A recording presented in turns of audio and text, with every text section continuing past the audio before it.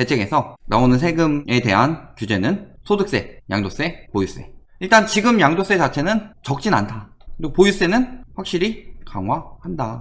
그리고 2주택자 전세보증금 과세한다. 즉 다주택일수록 규제 강화할 거라는 거죠. 핵심은 고가주택보다는 다주택을 잡아야 된다. 고가주택은 어차피 뭐 실거주를 하든 그런 건 신경 쓸 거 아닌데, 다주택의 경우는 한 사람이 4주택을 가져갔다. 이걸로 1000만원 뭐 2000만원 이렇게 남기더라도 이 3개의 주택에 대해서는 실수요들이 그 가격에 샀어야 하는 것을 몇천만원 더 주고 사는 거죠. 그러니까 그런 불로소득으로 인해서 근로의욕은 떨어지는 건 둘째치고, 이 다주택자도 누구한테 샀을 테고, 이거 중에서 또 2개 주택은 또 다주택자가 사서 더 올려서 받으려고 하고, 이러다 보니까 결국에는 실수요자한테 오는 부담은 굉장히 눈덩이처럼 커져서 왔다. 그러니까 규제가 들어가는 거죠. 규제가 들어가게 되면은 반발 심리 또는 투기 수요들이 빠져나오기 위해서 가격 상승은 필연적인 일이고, 이것은 종양을 꺼내기 위해서 수술을 하게 되면은 상처가 남죠. 피도 나고, 그동안은 종양을 가지고 있을 때보다 더 아프고 더 고통스럽고 체력적으로도 더 안 좋아서 입원해야 할 수도 있다.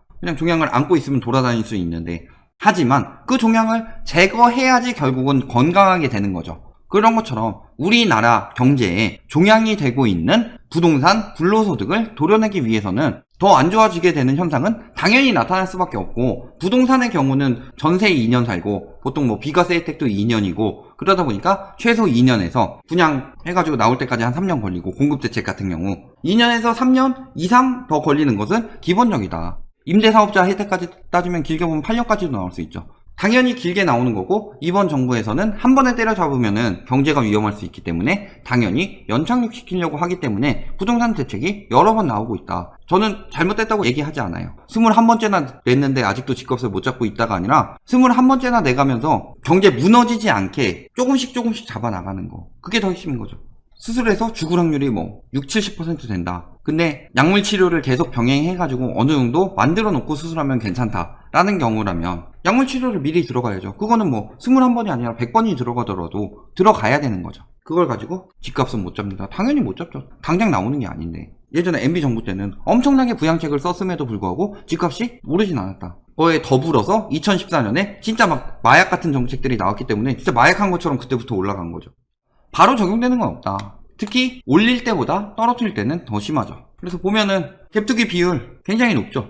다주택자의 경우 60%가 넘고 무주택 1주택자도 40%나 된다. 그러니까 요것을 일단은 해야 된다. 틈새시장에서 재건축 조합은 2년 거주 의무하니까 재개발 리모델링은 여전히 가능하다. 아니, 재개발 같은 경우는 실질적으로 엄청나게 막 성공하진 않죠. 재건축만큼 그렇게 규제가 되는 게 아니다. 예를 들어 거기에 있는 많은 사람들에 대해서 대책을 세워야 되고, 그 사람들의 집을 어떻게 해야 될지 이런 부분도 고려해야 되고, 그래서 재개발 사업은 그렇게 쉽게 추진되지 않고 일몰제로 무너지는 경우도 많다. 근데 지금 집주인들이 전세보다는 월세로 돌린다고 하는데 앞에 볼까요? 갭투기 비율 엄청나게 높죠. 갭투기 비율이 이렇게 높다는 이유는 뭐예요? 전세 자금을 돌려줄 여력이 안 돼요. 전세 자금을 포함해서 겨우 집 산 거예요. 근데 어떻게 월세로 돌려요? 그 월세로 돌리는 게 아니라 대부분 반전세나 이런 식으로 가는 거죠. 9억 원 이상 집 가진 사람한테 전세자금 대출 안 나오니까 딴 데 가면 대출 못 받잖아. 그러면은 월세나 내놔 하면서 이런 식으로 하는 거죠. 월세를 막 돌리는 거 언론에서 유도하는 건데 그렇게 쉽게 돌릴 수가 없다. 왜냐면 대부분의 갭투기 수요들은 보증금을 돌려줄 여력이 안 되기 때문에. 그런데 언론에서 그 소수의 사례 가지고 자꾸 유도하니까 월세가 엄청나게 늘어나고 전세가 엄청나게 줄어드는 척 이야기하고 있는 거예요. 그런 걸 호도기사라고 하죠. 조정대상지역 이런 데는 적용 안 된다. 뭐 이쪽으로 빠져나가라 계속 유도하고 있는 거죠. 근데 수기 과열지구에 있는 정도는 돼야지 괜찮은 재건축이 있는 거죠. 거기다가 또 3억 넘는 아파트 사면 회수한다. 그러니까 대출 있는 상태에서 조정대상지역 갭투기는 가능하다. 뭐 이런 식으로 유도하고 있죠. 다세대 또 LTV 40% 가능해서 중저가 쏠림 무료. 맨날 중저가 쏠림. 항상 고가부터 차근차근 떨어지는데 계속 이런 식으로 해서 막는 건데 결국에는 영향이 간다. 풍선 효과 가능성 여전하다. 벌써부터 가격은 들썩. 당연히 또 지정되겠죠. 전세대출 제한. 월세 살면서 전세 끼고 집 사는 갭투기는 가능하다. 문제는 전세 대출 제한이 걸리면은 이 전세 끼고라는 게 이게 수요가 줄어드는데 생각이 짧은 거죠. 그러니까 어떻게든 그냥 반대를 위한 반대 트집만 잡아내려고 하고 있는 거죠. 풍선효과. 이르면 매달 규제지역 지정한다. 규제 계속 강화된다는 얘기죠. 김포 집값 이렇게 올랐으니까. 김포 파주 안 된 이유? 요건을 만족하지 못했기 때문에. 근데 그 요건을 만족하면은 즉시 지정하겠다는 거죠. 한 달? 2달 정도 걸리면 하겠죠? 그러면 왜 미리 선제적으로 안 했냐? 이게 올릴 거 뻔히 보이는데. 법 무시하고 할 수는 없잖아요. 그럼 또 법을 무시하면서 뭐 억지로 잡으려는 뭐 공산주의 만들려는 또 이런 식으로 몰고 갈 거잖아요. 어떻게든 깔려고 할 수밖에 없다. 언론은 규제 정책이 싫으니까요. 즉각 조치한다고 그랬죠? 7월에 가능성이 열려있다고 그랬죠? 조심해야 된다. 한 달 만에 규제 될 수도 있다고 하는데 저 그렇게 올려서 사는 건 미친 짓이죠. 투기든 실거주든.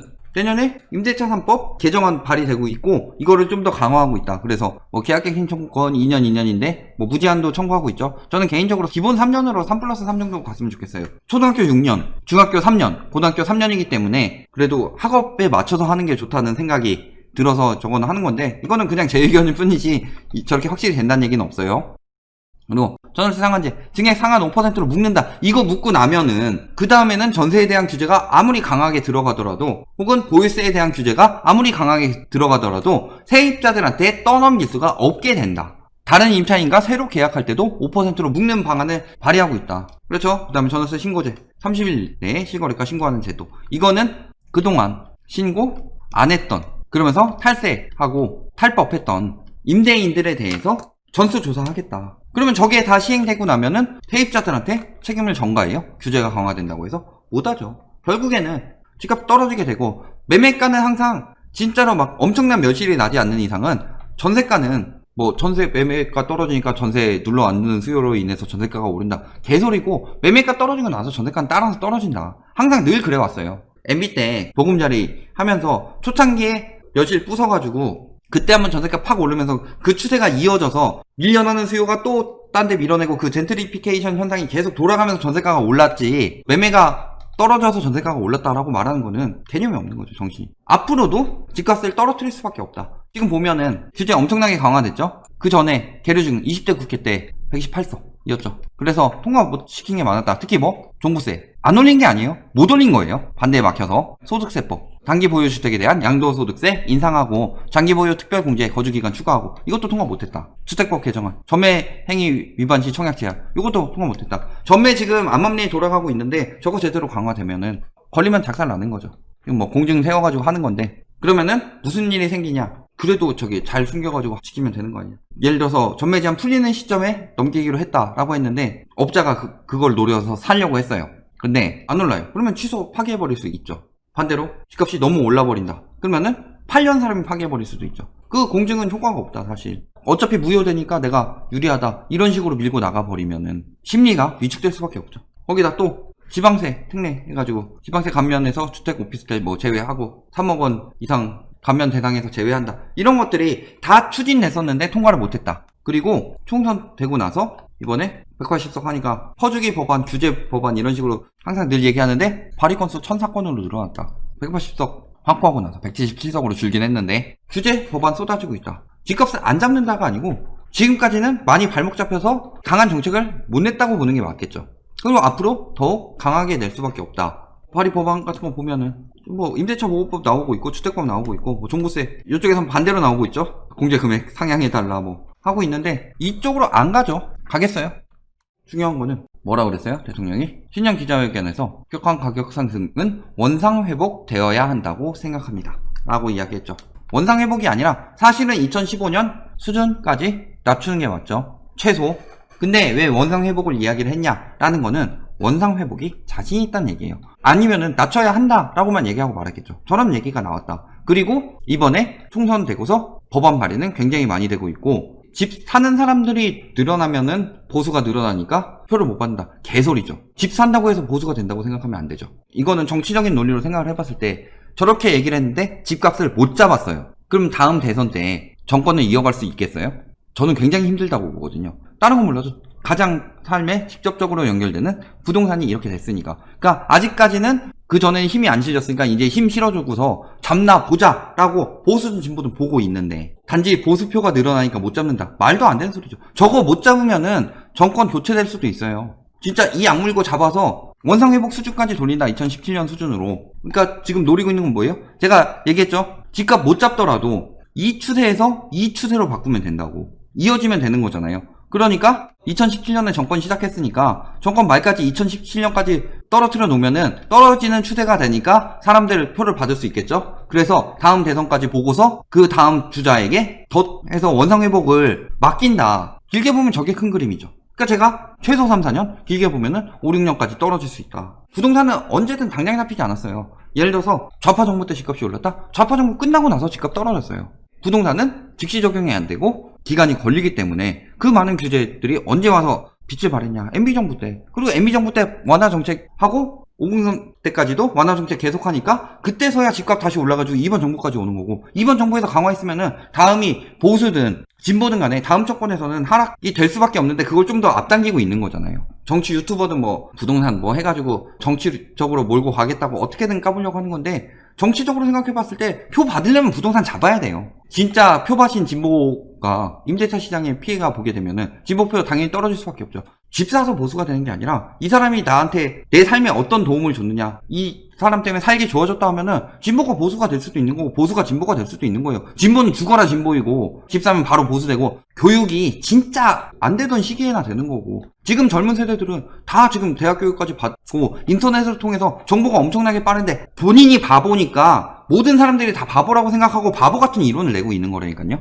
결국에는 잡힐 때까지 규제를 낼 수밖에 없고, 그래서 잡힐 수밖에 없다. 그리고 규제는 앞으로도 더욱 강화될 것이다. 아까 이야기했듯이 뭐 풍선효과 번진다, 뒤늦게라도 들어가서 잡을 거고, 결국에는 투기꾼들 계속 그 풍선효과를 해서 지방으로 투기꾼들을 밀고 있는 거예요. 지방으로 투기꾼들을 밀면서 나중에 중앙 쪽에서 실수요들 할 집 많이 만들어 놓고 지방에 집 안 팔려서 그거 가지고 보유세 내면서 투기꾼들 여력 떨어져서 망해라 하고 풍선효과를 지방으로 밀고 있다. 풍선효과 퍼져서 실수요들 피해 보는데요. 젠트리피케이션 현상? 나중에 더 좋은 상급지로 실수요들한테 갈 기회가 나타나는 거고, 투기꾼들은 비싸게 사놓고 안 팔려서 보유세 내면서 결국에는 부동산은 투기하면 안 된다라는 이지까지 심어주려고 밀고 나가고 있는 건데, 큰 그림 안 보고 지금 올랐으니까 안 잡는다, 그거는 정부가 이렇기 때문이다 라고 이야기하는 것 자체가 뇌가 주름 하나 없이 이쁜 사람들의 이론일 뿐이다. 앞으로 규제 계속 강화될 수밖에 없고, 그리고 집값이 떨어질 수밖에 없다 라고 제가 자신있게 이야기할 수 있는 거예요. 이거는 정치적으로 봐도 마찬가지다 라는 점 알아두시기 바랍니다.